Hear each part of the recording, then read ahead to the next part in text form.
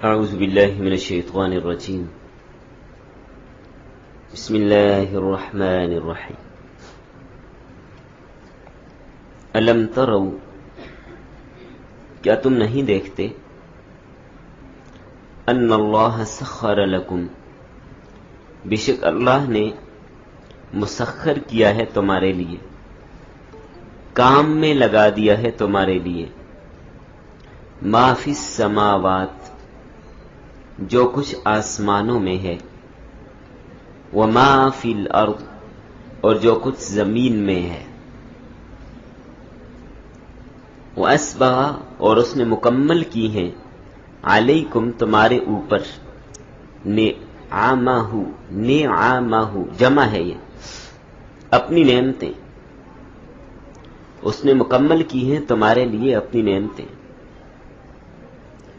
ظاہرتن ظاہری، وباطنتن اور باطنی، ومن الناس اور لوگوں میں سے بعض وہ ہیں، من بعض وہ بھی ہیں، جو جادل فی اللہ، جو جھگڑا کرتے ہیں اللہ کے بارے میں، لوگوں میں سے بعض وہ ہیں جو جھگڑا کرتے ہیں اللہ کے بارے میں، بغیر علم، علم کے بغیر، ولا ہدن اور بغیر ہدایت کے، ولا کتاب منیر اور نہ کوئی کتاب ہے روشنی پہنچانے والی، یعنی نہ ان کے پاس علم ہے، نہ وہ ہدایت پر ہیں، نہ کتاب ہے، فضول جھگڑتے ہیں، دلیل کوئی نہیں۔ وَإِذَا قِيلَ لَهُمْ، اور جب کہا جاتا ہے ان کو، وَإِذَا اور جب قیلا کہا جاتا ہے لہم انہیں، اتبعوا پیروی کرو، ما انزل اللہ اس چیز کی جسے اللہ نے نازل کیا، جس چیز کو اللہ نے نازل کیا اس کی پیروی کرو، قالو کہتے ہیں، بل نتبعو بلکہ ہم پیروی کریں گے، ما اس چیز کی، وجدنا علیہ آباءنا پایا ہم نے جس پر اپنے آبا و اجداد کو، اولو کان الشیطان کیا اگرچہ ہو شیطان، یدعوہم بلاتا انہیں، الی عذاب السعیر شعلے مارنے والے عذاب کی طرف، تب بھی شیطان کی طرف جاتے ہیں، اس لیے کہ اس ڈگر پر، اس راستے پر ان کو شیطان نے لگایا ہے۔ وَمَن يُسْلِمْ وَجْهَهُ اور جس نے جھکا دیا اپنا چہرہ، الی اللہ اللہ کے سامنے، وَهُوَ مُحْسِنٌ اور وہ نیکی کرنے والا ہے، فَقَدِ اسْتَمْسَكَ پس بے شک اس نے پکڑ لیا، فَقَدِ اسْتَمْسَكَ پس بے شک اس نے پکڑا، بِالْعُرْوَةِ الْوُثْقَى مضبوط کڑا، مضبوط دستہ، وَإِلَى اللَّهِ عَاقِبَةُ الْأُمُورِ اور اللہ کی طرف ہے سب کاموں کا انجام۔ وَمَن كَفَرَ اور جس نے کفر کیا، فَلَا يَحْزُنْكَ كُفْرُهُ پس نہ غم میں ڈالے آپ کو اس کا کفر، اس کے کفر کی وجہ سے آپ نہ غمگین ہو۔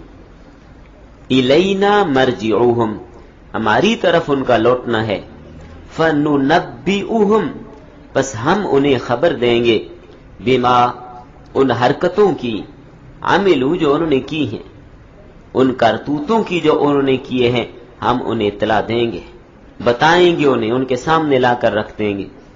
ان اللہ بے شک اللہ، علیم جاننے والا ہے، بذات الصدور دلوں کے رازوں کو۔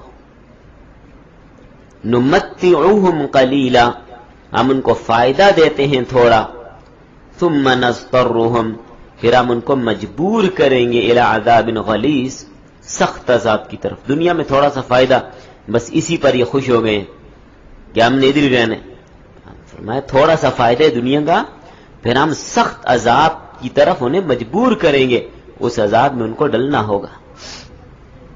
وَلَئِن سَأَلْتَهُمْ اگر آپ ان سے پوچھیں، من خلق السماوات والارض کس نے پیدا کیا آسمانوں کو اور زمین کو، لَيَقُولُنَّ اللَّهُ البتہ ضرور کہیں گے اللہ نے پیدا کیا۔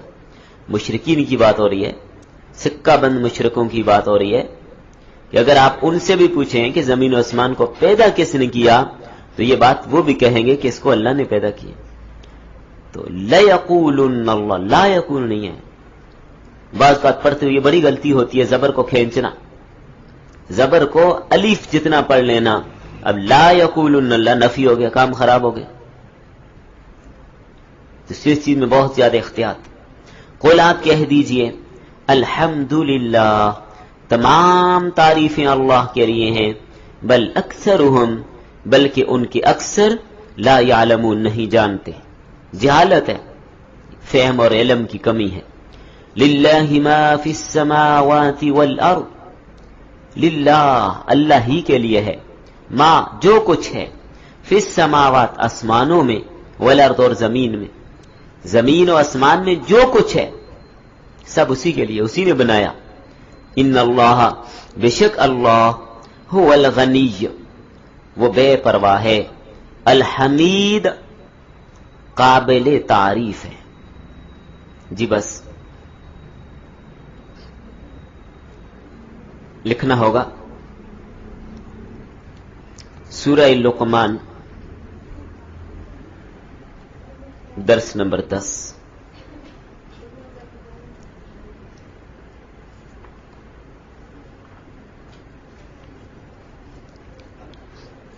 سبق عنوان ہے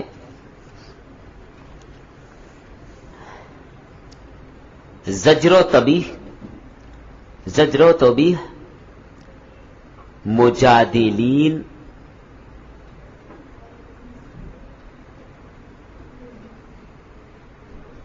یا مختصر کر کے لکھ لیجئے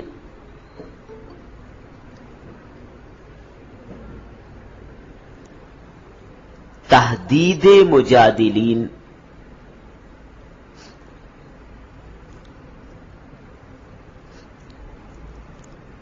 زجر و توبیح اور تحدید مجادلین بر انکار توحید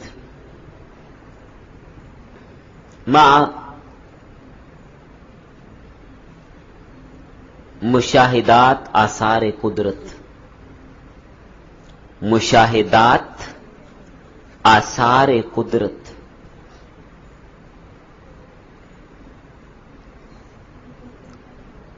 توحید پر عقلی دلائل بھی پیش کیے گئے، اسی کی طرف اشارہ ہے. ابتدائی صورت میں اس بات توحید اور رد شرک ذکر کیا، اس کے بعد وصایا حضرت لقمان حکیم کے ذکر ہوئے، اور ان وصایا میں بھی مقدم توحید کی وصیت تھی. اب ان آیات میں بھی توحید کو بیان کیا گیا ہے اور منکرین توحید کی تحدید اور زجر و توبیح کی گئی ہے.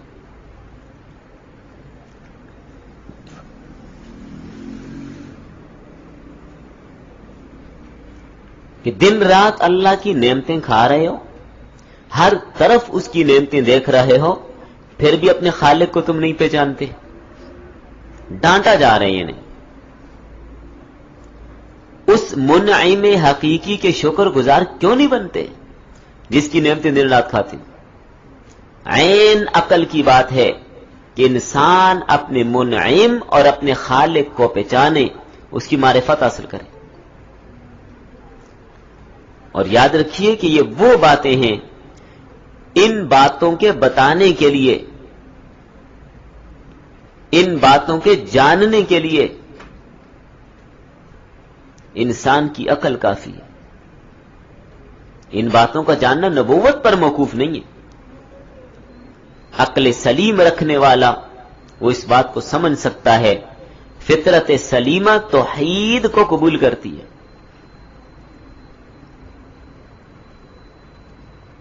نعمتوں کو دیکھ کر انہیں کھانے میں اور انہیں استعمال کرنے میں مشغول نہیں ہونا چاہیے، بلکہ دینے والے کی طرف، جس کی طرف سے نعمت آ رہی ہے، اس کی معرفت حاصل کرنے کی کوشش بھی کرنی چاہیے، اور پھر اس کی اطاعت اور فرمانبرداری بھی کرنی چاہیے. اس سے ڈرتے رہنا بھی چاہیے کہ کہیں وہ ان نعمتوں کو چھین نہ لے، واپس نہ کر دے. نافرمانی کی وجہ سے ناراض نہ ہو جائے. عقل مند انسان اپنے محسن اور اپنے منعم کا شکریہ ادا کرتا ہے، اس کا احسان مند رہتا ہے، اس کا ناشکرا نہیں بنتا، اس کی نافرمانی نہیں کرتا.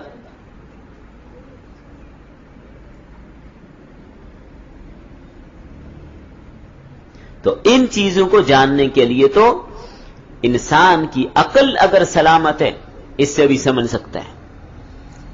فرمایا کیا تم نے نہیں دیکھا اللہ نے تمہارے لیے مسخر کر دی ان اشیاء کو جو آسمان میں ہیں. آسمان میں کیا ہے؟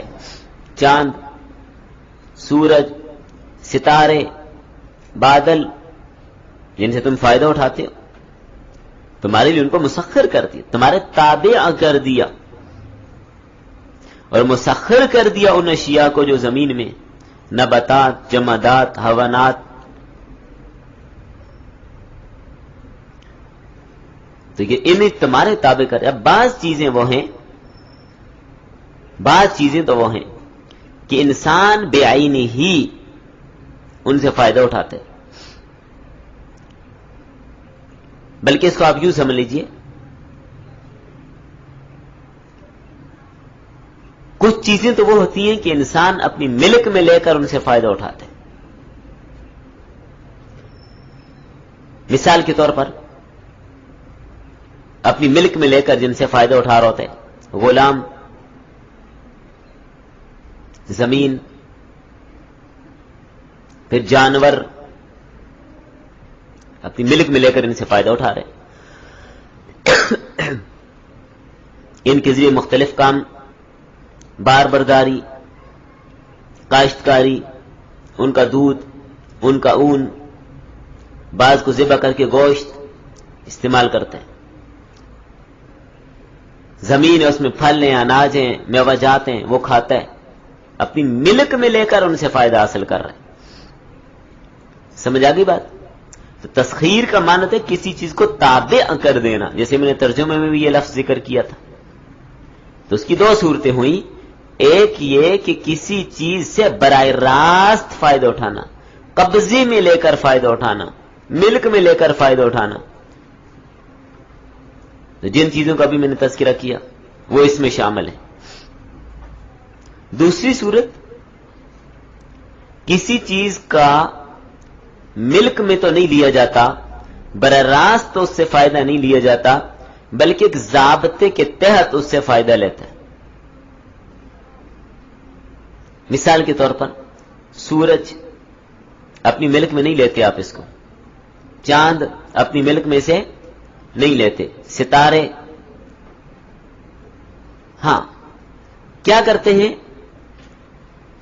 آپ اپنے کام میں ان سے فائدہ لے رہے ہیں. سردیوں میں سورج کی دھوپ پر بیٹھ کے کیا کرتے ہیں، اس سے فائدہ لے رہے ہیں. ہاں سورج کو کھا نہیں سکتے کہ آپ اس کے مالک ہو کے کھا جائیے، اب ایسا نہیں ہوگا، یا اس کو بیچ کے پیسے کما لیں، ایسا بھی نہیں ہوگا.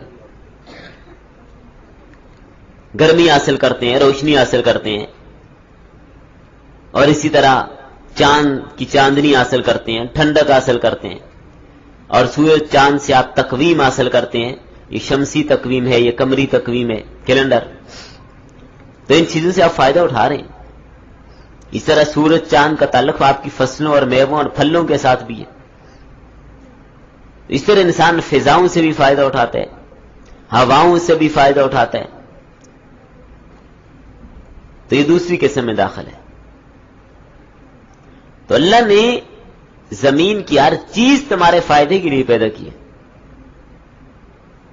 جب تک یہ نظام شمسی قائم ہے، لوگ اس سے استفادہ کر رہے ہیں، تو انسان کا بھی فرض ہے کہ وہ اپنے خالق کو سمجھے، اپنے خالق کی معرفت حاصل کرے اور اس کا شکر بھی ادا کیا کرے، کبھی اس کے آگے جھک بھی جایا کرے. میں تمہارے لیے آسمان اور زمین کو مسخر کر دیا، ایک احسان تو یہ تمہارے اوپر کیا. دوسرے احسان یہ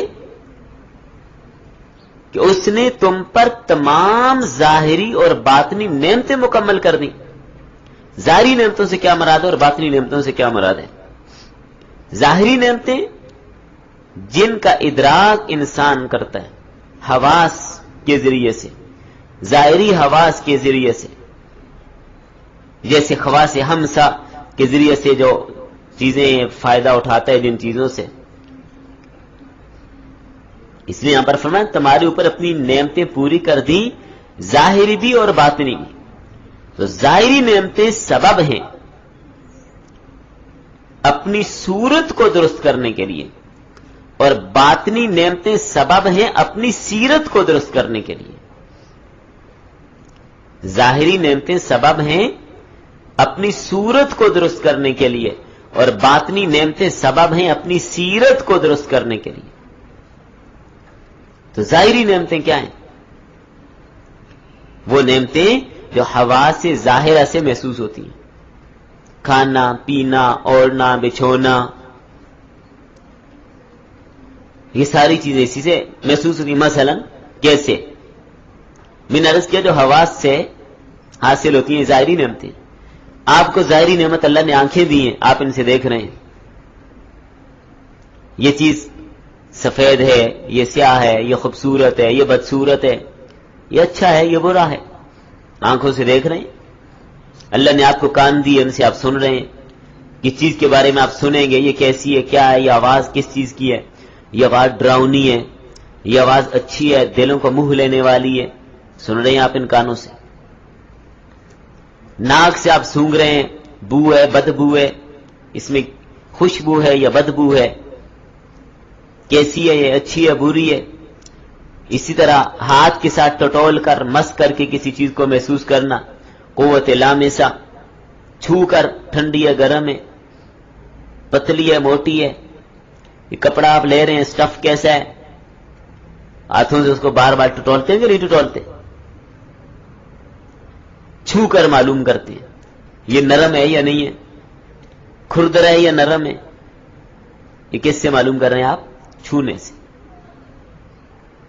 پھر اسی طرح کھانے کی کوئی چیز لینی ہو تو چکھ کر، کھٹی ہے، میٹھی ہے. پھل والا بھی کہتی چکھ کے لے رہے ہیں، میٹھا ہے، اگرچہ وہ میٹھا نہ بھی ہو، اس نے ایک کاٹ کے سائڈ پہ رکھا ہوتا ہے میٹھا سا، ایسا ہی ہوتا ہے. اس لیے کہ ہاتھی کے دانت کھانے کے اور دکھانے کے اور. اس کہاوت سے لوگوں نے بڑا فائدہ لیا. وہ بعض وقت گاڑیوں میں چڑھ جاتے ہیں، نمکو انہوں نے الگ رکھی ہوتی ہے جو آپ کو چیک کرنے کے لیے دیں گے، ریوڑی آپ کو واقعتاً چکوال والی آپ کو چیک کرنے کے لیے دیں گے، لیکن جو آپ کو بیچنے کے لیے پیکٹ رکھے وہ اور ہوگا.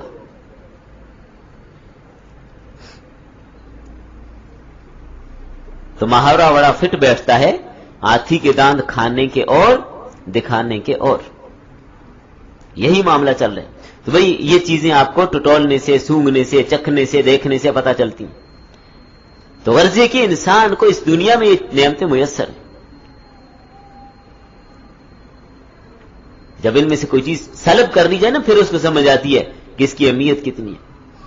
تو ظاہری نعمتوں میں انسان کا مال، دولت، مکان، دکان، کارخانہ، زمین، باغ، میاں، بیوی، بیٹا، بیٹی، طرح طرح کے کھانے، رنگ برنگی ڈشیں، نام نہیں لیتا منہ میں پانی آ جائے گا، بے شمار قسم کے زرق و برق لباس، کہیں لیں گے، کہیں ساڑیاں، پتہ نہیں کیا کیا بلائیں.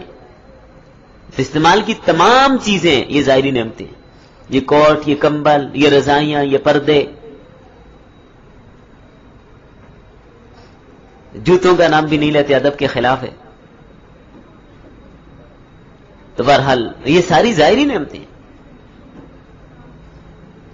اور باطنی نعمتیں وہ ہیں جن کا ادراک باطنی قوتوں سے ہوتا ہے، یعنی دل اور دماغ کے ذریعے غور و فکر سے کیے جاتے. باطنی نعمتوں میں کیا ہے جو عقل سے معلوم ہو جائے؟ ایمان، ہدایت، وحی الہی، علم، یہ باطنی نعمتیں. اور یہ باطنی نعمتیں اگر نہ ہوں تو انسان اور جانور میں فرق نہیں ہے. اگر یہ باطنی چیز بندے میں نہ پائی جائے، ایمان نہیں ہے، تو اس میں اور گدھے میں کیا فرق ہے؟ ایمان نہیں ہے، اس میں اور باقی جنگل کے درندوں میں کیا فرق ہے؟ کھاتے وہ بھی ہیں یہ بھی ہے، پیتے وہ بھی ہیں یہ بھی ہے، ایسا ہی ہے نا، زمین پر وہ بھی اٹھتے بیٹھتے لیٹتے یہ بھی ہے. تو اصل فرق باطنی نعمتوں کا ہے. ہدایت نہ ہو تو جانوروں سے بھی آگے نکل جائے گا.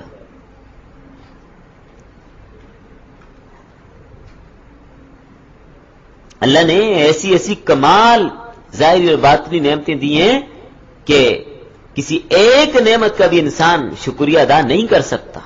ایک نعمت کا بھی. کیا آپ اپنی ایک آنکھ کا شکر ادا کر سکتے ہیں؟ اللہ نے کتنی بڑی نعمت دی ہے. مگر یہ بدقسمتی ہے کہ انسان پھر بھی نہ شکر ہے. وہ کہتا ہے میں نے دیکھا ہی کیا ہے، مجھے ملا ہی کیا ہے. تو اللہ کی ذات و صفات کو سمجھنے کے لیے، اس کی شان کو، اس کی عظمت کو، اس کے جلال کو سمجھنے کے لیے کوشش ہی نہیں کرتا، نہ ہی اس کی توحید کو مانتا ہے. تو بہرحال اللہ تعالی نے واضح کر دیا کہ میں نے تو انسان کو عطا کرنے میں کوئی کسر نہیں چھوڑی. اب انسان ان چیزوں سے کس حد تک فائدہ اٹھاتا ہے یہ اس کی اپنی مرضی ہے. تو ظاہری اور باطنی انعامات اللہ نے کیوں کیے؟ مقصد کیا ہے؟ کہ انسان اللہ کی معرفت حاصل کرے. مگر صورتحال یہ ہے کہ یہاں پر جو بات فرمائی، لوگوں میں سے بعض ایسے بھی ہیں من یجادل فی اللہ بغیر علم ولا ہدن ولا کتاب منیر، جو اللہ کے بارے میں بغیر علم کے لڑتے ہیں، علم ہی نہیں ہے، جاہل ہیں، بغیر ہدایت اور بغیر روشن کتاب کے جھگڑے کرتے ہیں. تو اللہ نے اس مقام پر 3 چیزوں کا ذکر کیا ہے کہ لوگ توحید خداوندی کے انکار کر کے شرک میں مبتلا ہوتے ہیں. علم بھی نہیں، ہدایت بھی نہیں، روشن کتاب بھی نہیں، دلیل بھی نہیں. تو یاد رکھیے گا، علم، ہدایت اور روشن کتاب میں سے اپنے ہاتھ میں کوئی دلیل پیش نہیں کر سکتے. پہلی چیز علم ہے، جس سے عقلی دلیل مراد ہے. تو کافر مشرک کے پاس کوئی عقلی دلیل بھی نہیں جس کی بنیاد پر وہ دوسروں کو خدا کا شریک ٹھہرا رہے. اس رکوع میں آپ نے پڑھ لیا نا، اللہ تعالیٰ نے توحید کے اثبات اور شرک کی رد میں بہت سے دلائل پیش کیے. ارض و سما کی تخلیق، پہاڑوں کو زمین کی میخیں بنانا، آسمان کو ستونوں کے بغیر کھڑا کرنا، جانوروں کو زمین میں بکھیر دینا، بارش کا اتارنا، زمین کو بارونق بنانا، عمدہ قسم کے پھل پھول سبزے میوے اناج پیدا کرنا، یہ سب عقلی دلائل ہیں جن میں غور و فکر کر کے انسان اللہ کی توحید کو سمجھ سکتا ہے. لیکن اس کے برخلاف شرک کے حق میں کوئی بھی عقلی دلیل پیش نہیں کر سکتا کہ میرے پاس یہ عقلی دلیل ہے شرک میں. اور دوسری چیز کے متعلق فرمایا کہ لوگ بغیر ہدایت کے اللہ کی ذات و صفات کے بارے میں جھگڑتے ہیں. تو ہدایت سے مراد نقلی دلیل ہے جو انبیاء کی وساطت سے ملتی ہے، یا حکماء اور نیکی کرنے والے لوگ جو صاحب فہم و فراست اور عقل مند لوگ ہیں ان سے ملتی ہے. انسانیت کی پوری تاریخ گواہ ہے کہ اللہ کے برگزیدہ نبیوں نے ہمیشہ توحید کی طرف دعوت دی اور شرک کا رد کیا ہے. اور پھر لقمان حکیم جیسے دانشمند اور عقل مند آدمی نے بھی توحید کی دعوت دی اور شرک کا رد کیا. تو ایسے لوگ ہر زمانے میں موجود ہوتے ہیں جو توحید کی دعوت دیتے ہیں اور شرک کا رد کرتے ہیں. پھر تیسری چیز روشن کتاب، جس کے ذریعے کسی چیز کے حق میں یا اس کے خلاف دلیل دی جا سکے. اللہ تعالیٰ نے 4 مستقل کتابیں اور بہت سارے صحیفے اپنے انبیاء پر نازل کیے. ان سب میں توحید کی دعوت موجود ہے. شرک کی قباحتیں بیان کی گئی ہیں. تو اس آخری کتاب قرآن مجید میں اللہ تعالیٰ نے کس انداز سے توحید کو بیان کیا. کوئی سورت، کوئی پارہ ایسا نہیں ہے جس میں توحید کا سبق نہ دیا گیا اور شرک کی جڑیں نہ اکھاڑی ہوں. تو مذکورہ 3 دلائل میں سے کوئی دلیل بھی ان لوگوں کے پاس نہیں ہے. اور اس کے برخلاف اللہ تعالیٰ کی توحید پر لاکھوں دلائل موجود ہیں، کروڑوں عقلی دلائل موجود ہیں، کروڑوں نقلی دلائل موجود ہیں، لیکن شرک پر کوئی دلیل نہیں ہے.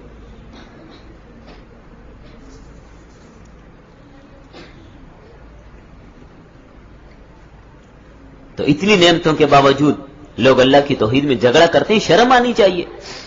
بغیر علم اور بغیر ہدایت اور بغیر روشن کتاب کے جھگڑتے ہیں. تو یہاں علم سے مراد کیا عرض کیا میں نے؟ دلیل عقلی ہے. ان کے پاس عقلی دلیل بھی کوئی نہیں ہے، بلا دلیل لڑتے ہیں. اور ہدا سے مراد دلیل کشفی ہے، جو کسی ہادی کے ذریعے، نبی کے ذریعے وحی و الہام سے معلوم ہوتی ہے. اور کتاب منیر سے مراد آسمانی کتابیں ہیں. تو مطلب یہ کہ اس معاملے میں ان لوگوں کے پاس کسی قسم کی بھی کوئی دلیل عقلی یا نقلی نہیں موجود. ماں جہالت، ضد، تقلید آبا کی وجہ سے شرک کا ارتکاب کرتے ہیں. جب علم نہیں تو اہل علم سے لڑائی کیوں کرتے ہیں بھائی، مباحثہ کیوں کرتے ہیں؟ اور معاف کیجئے گا، یہ صرف مشرکین عرب کی بات نہیں ہو رہی بھائی. مشرکین عرب تو تھے ایسے کہ بغیر دلیل کے لڑتے تھے، دلیل کوئی نہیں، ثبوت کوئی نہیں، حجت کوئی نہیں. آج کل بھی یہی ماجرا ہے، لوگوں کے پاس دلیل نہیں ہوتی کہ بھائی ہم نے تو ایسے ہی سنے، ایسے ہی ہے. بھائی آپ نے کس سے سنا ہے؟ سوال یہ ہے کس سے سنے؟ آپ نے بڑوں سے سنا ہے، وہ کون سے بڑے ہمیں بھی بتا دیجیے، ہم ان سے پوچھ لیتے ہیں. تو کئی سارے معاملات میں لوگوں کو صحیح مسئلہ بتائیں، درست مسئلہ بتائیں کہ ہم نے تو ایسے سنے، دلیل نہیں ہوتی. دلیل پیش کریں گے تو نہیں جی وہ لوگ کہتے آ رہے ہیں، سارے لوگ یہ کرتے آ رہے ہیں، اس کا نام دلیل تھوڑا ہی ہے، یہ تو مذاق ہوا. مثال کے طور پر کوئی آدمی جیلی حدیث بیان کرتا ہے، آپ اس کے من گھڑت ہے، ثابت نہیں ہے، کدی سارے لوگ بیان کرتے ہیں، یہ تو ہم نے بڑوں سے سنے. تو بھائی بڑوں سے سننا دلیل نہیں ہے.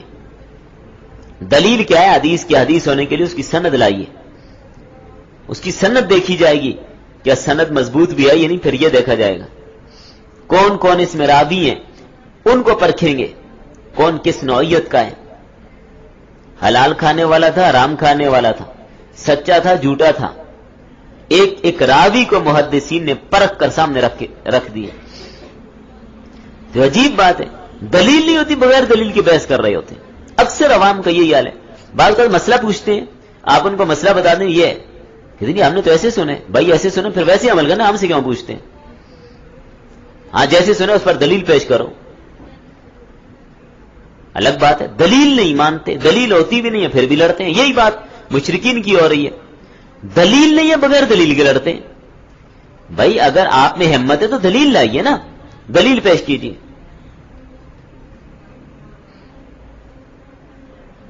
اور بعض اوقات کسی بڑے عالم سے، کسی بڑے شیخ سے بھی مسئلہ پوچھتے ہیں، وہ مسئلہ بتاتا ہے کہ دیکھیے ہمارے بڑے تو ایسے کہتے تھے، ہمارے بزرگ تو ایسے کرتے آئے ہیں. تو بھائی سوال یہ ہے کہ مفتی یہ یا وہ تھے، کس کی بات کس معاملے میں چلے گی؟ کچھ اصول سمجھیے، ضابطہ سمجھیے. یہ تو ایسے ہی ہو گیا، ڈاکٹر صاحب نے کہا جی آپ کو یہ بیماری، آپ یہ دوائی کھائیں. وہ کہتے بھائی وہ میں بازار میں گیا تھا، وہاں پر ایک ریڑھی والا جوتے بیچ رہا تھا، وہ مجھے کہہ رہا تھا اس کے لیے یہ آپ کو یہ مسئلہ، آپ یہ والی دوائی کھائیں. تو پھر چلو ٹھیک ہے، موچی کی بات مان لیجیے. کس معاملے میں کس کی بات ماننی ہے، اصول سمجھے.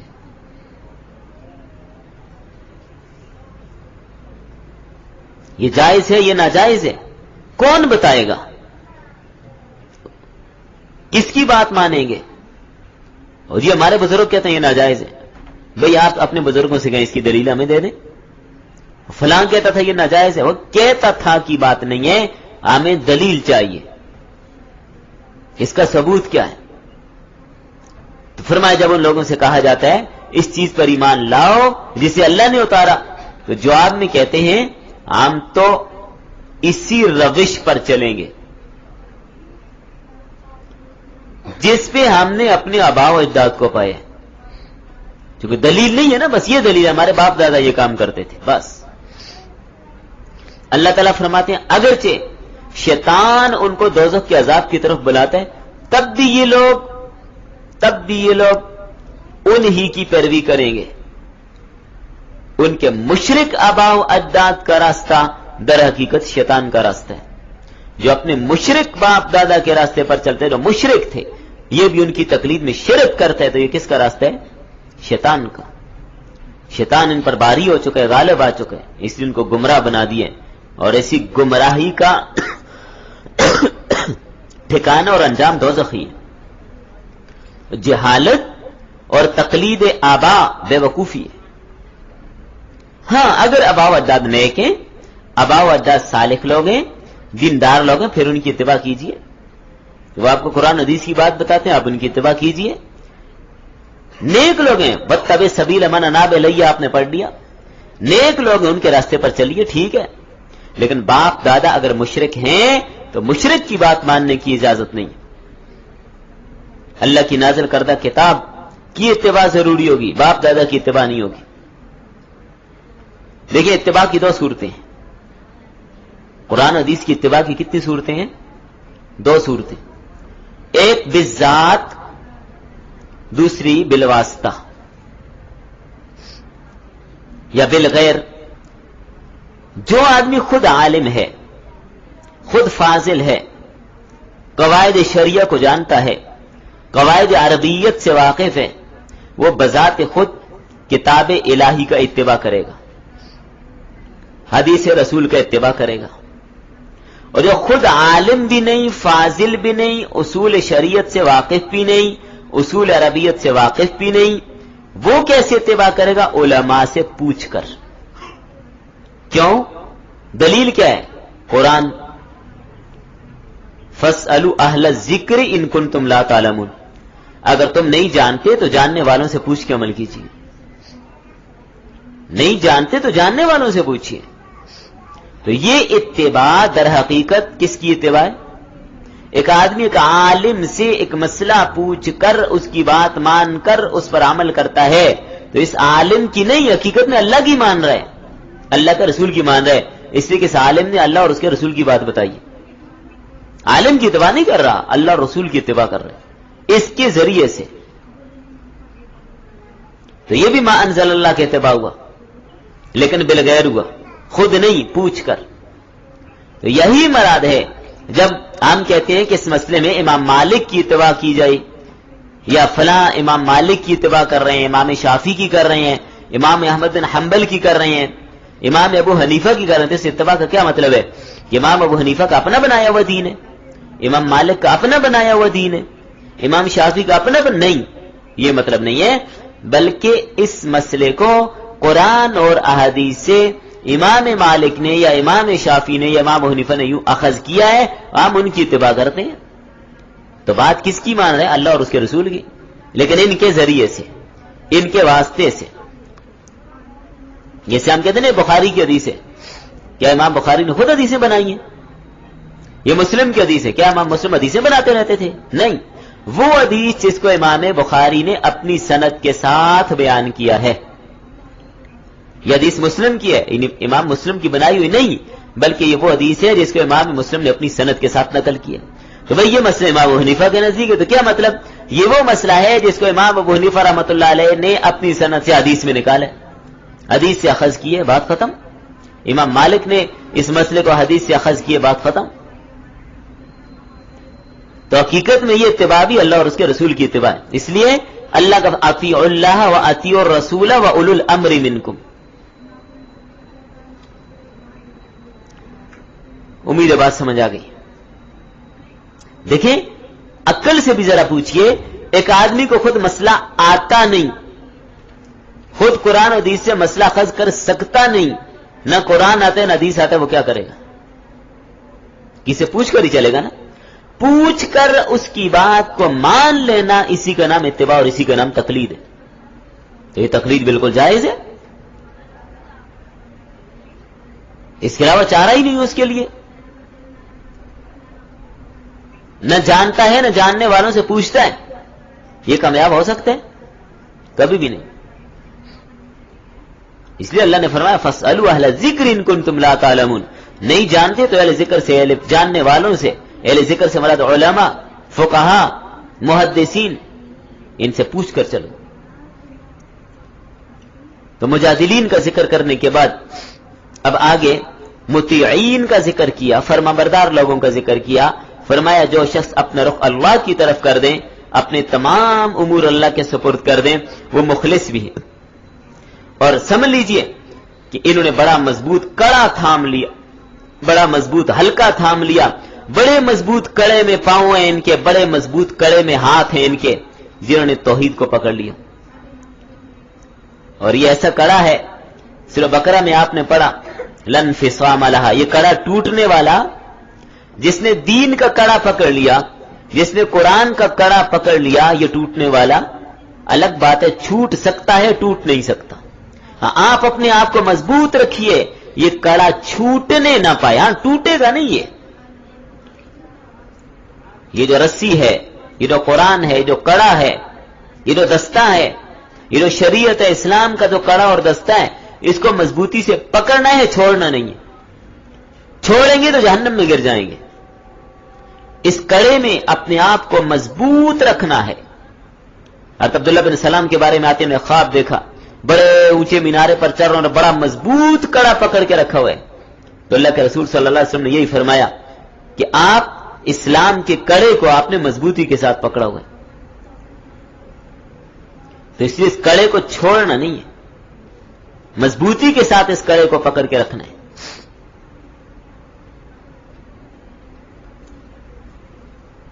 جب حضرت عبداللہ بن سلام نے فرمایا کہ میں نے خواب میں دیکھا ہے کہ اونچے ستون پر چڑھوں اور کڑے کو ہاتھ میں تھام لیا، اللہ کے نبی نے فرمایا تم نے مضبوط کڑے کو پکڑ لیا اور تم اہل جنت میں سے ہو۔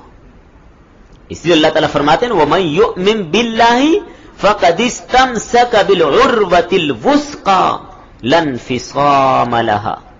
سورۃ البقرہ میں آپ لوگوں نے پڑھ لیا، جو اللہ پر ایمان لایا اس نے مضبوط کڑے کو پکڑ لیا ہے، جو ٹوٹے گا نہیں، ٹوٹے گا نہیں۔ ہاں چھوٹ سکتا ہے تو خدا را اسلام کے کڑے کو چھوڑنا نہیں۔ کوئی گاڑی پہ سوار ہو جائے نا، پاؤں رکھنے کی جگہ ہی ملے لیکن اوپر کوئی کڑا مضبوط اس کو مضبوطی سے پکڑ لے تو منزل پر پہنچ جائے گا، لیکن کڑا نہ ملے تو گر جائے گا۔ اس لیے اسلام کو پکڑ کے رکھنا، ورنہ گر جائیں گے۔ تو یہ ایسا سہارا ہے ہمارے پاس اسلام کا، قرآن کا، جس نے پا لیا یہ کامیاب ہو گیا، پہنچ گیا جنت میں۔ اور جھوٹے معبودان، جھوٹے معبود، ان کا حلقہ اور ان کا کڑا یہ مضبوط نہیں، یہ مکڑی کا جال ہے، تار عنکبوت ہے۔ باقی جو شخص منکر ہے اس نے اس کڑے کو نہیں تھاما، تو نبی صلی اللہ علیہ وسلم آپ اس کے بارے میں غم میں مبتلا نہ ہو، انہیں اپنے حال پہ رہنے دیجئے، چھوڑ دیجئے، آپ اپنے کام میں لگے رہیے۔ ہماری جانب سب لوٹ کر آئیں گے، ہم بتا دیں گے، آگاہ کر دیں گے جو کرتوت انہوں نے کیے تھے، آپ نہ پریشان ہو۔ اللہ تو سینوں کے راز بھی جانتے کون کیا ہے اور کس نے کیا کیا۔ باقی دنیاوی زندگی میں ان کا اس دنیاوی زندگی پر اور ان دنیا کی نعمتوں کو دیکھ کر انہی پر فریفت ہو جانا، انہی پر مر مٹنا ان کی بھول ہے، اس لیے کہ یہ زندگی چند روزہ ہمیشہ کی نہیں، پھر سخت عذاب کی طرف ان کو مجبور کیا جائے گا جو دن بدن بڑھتا ہی رہے گا اور بڑھتا ہی رہے گا، جس میں کبھی کوئی کمی نہیں آئے گی۔